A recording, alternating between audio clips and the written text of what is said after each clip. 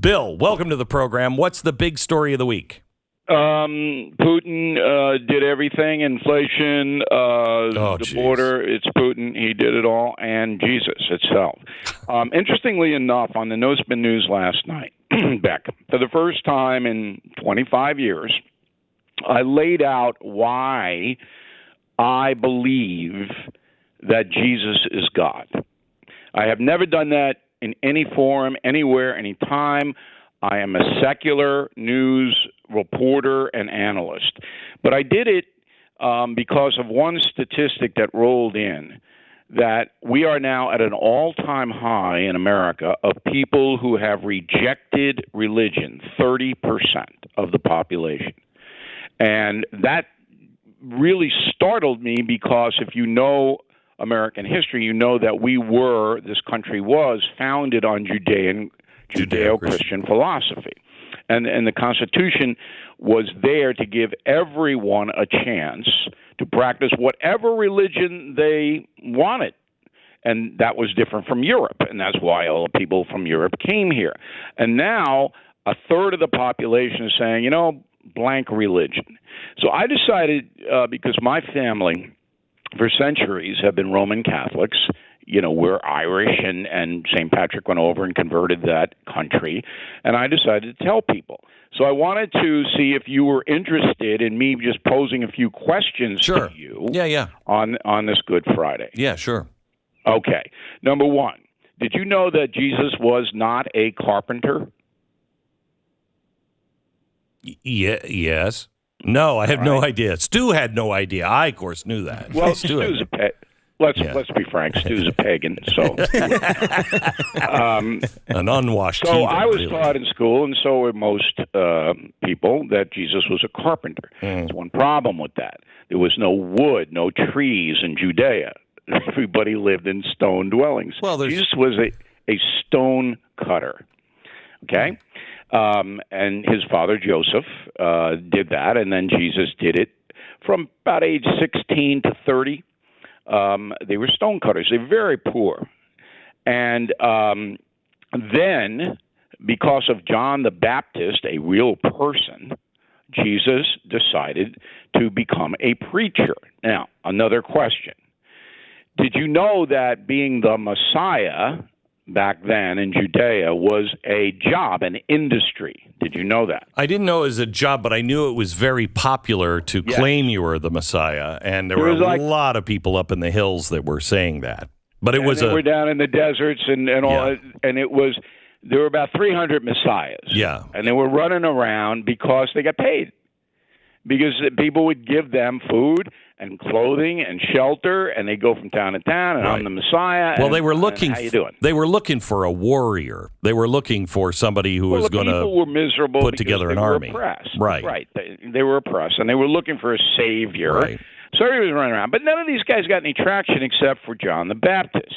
All right, and he didn't really overwhelm it, but he had a base of people who believed that he was the Messiah, even though he kept telling them, I'm not. And then they arrested the Baptist, okay, because he said that Herod marrying his brother's wife was wrong. And then Herod said, well, we're going to get this guy out of the box, okay? And they took him to jail. All that's history. Hang on just a second. Another thing, and I can prove this to you. If John the Baptist were alive today, he would have voted for Biden and read the New York Times. Okay. Okay. Reason? Yes.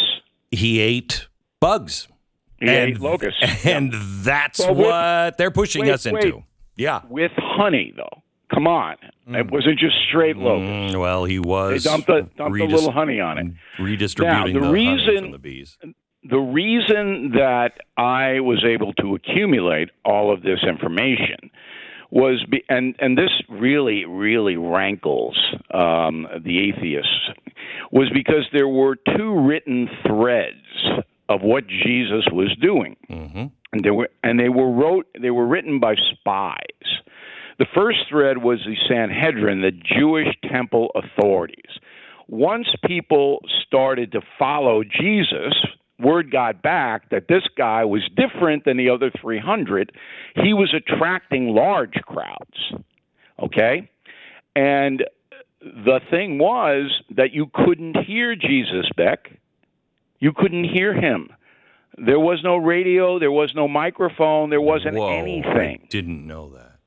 You could see him because when he preached, he usually preached in a place that was elevated, like a mountain or a hill, or on the Sea of Galilee in a boat. Right. You could see him, but you couldn't hear him.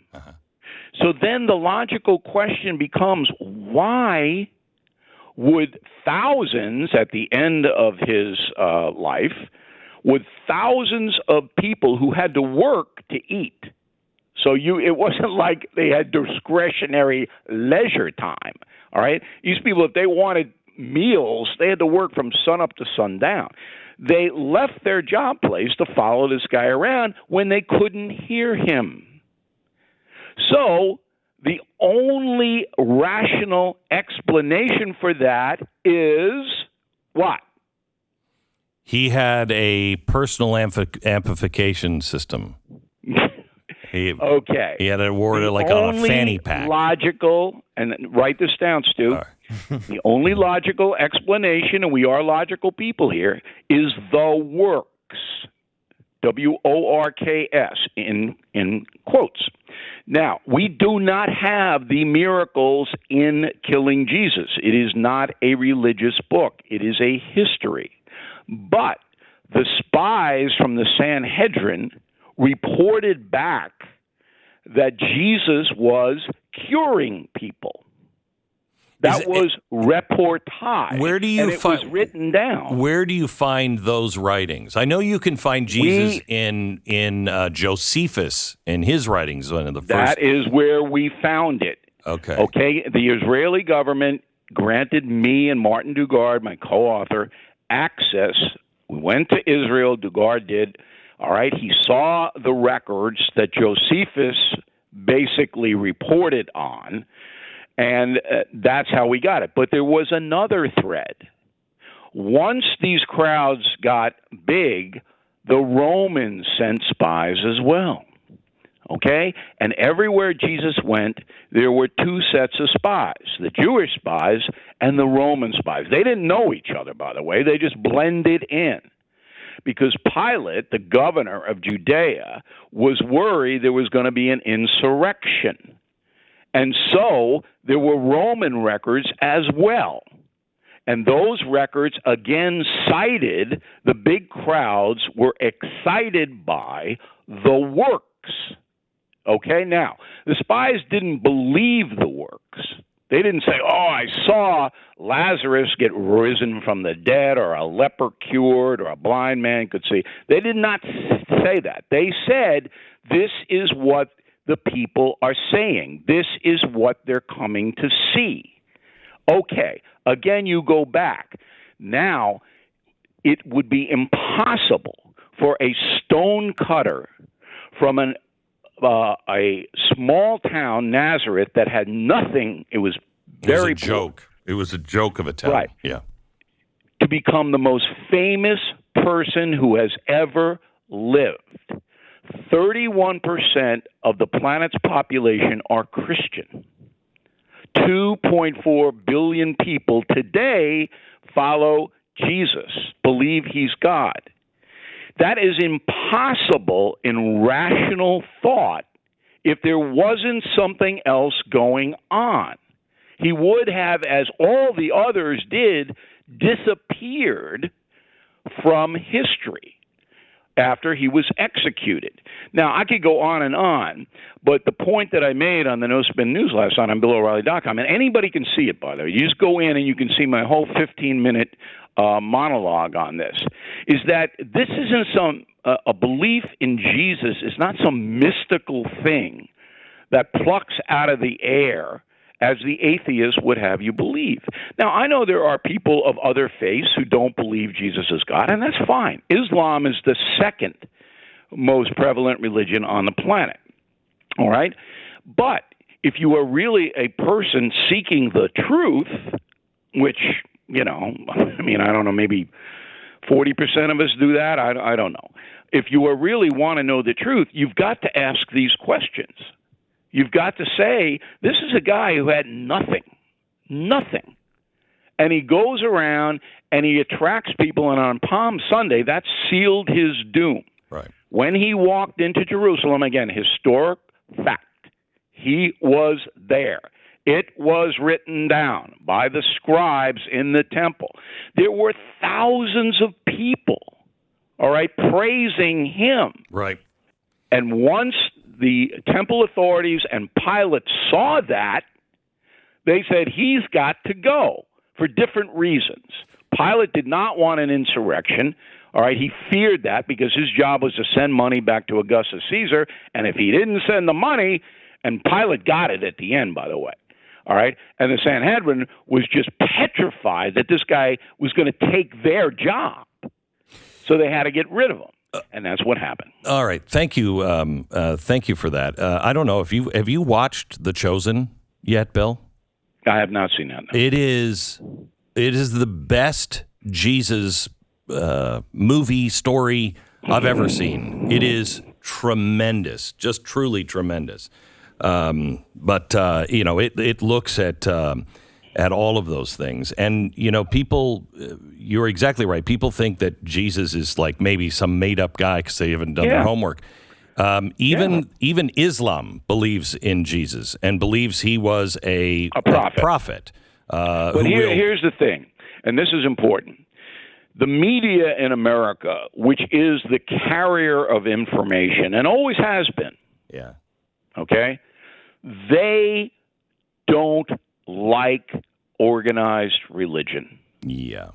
So you'll hear it on your programs and on my programs because we're people who believe. We're believers. But you know this because you've been in the media, 85 years now? An amazing run for you. Everybody knew when I worked at ABC and CBS and then later Fox News that I went to church. They always knew that I went to Mass. All right. Now, I wasn't running around going, oh, I'm a holy guy. I'm the biggest sinner around. Okay. But they knew that I had this fundamental belief, and that was like weird. I was like strange. Oh, and people would come up to me and go, wait a minute, how can you possibly believe this? And I look at them and I go, if you really want to know the truth, you start to analyze the historical fact. It doesn't lead you to any other conclusion. Yeah. Even I think now you look at the scientific facts, and there's just, we don't even know how the body works yet. We don't know how the brain works with all of our high tech, and we just think this just evolved without some design. To me, it's crazy. All right, It Bill, is crazy.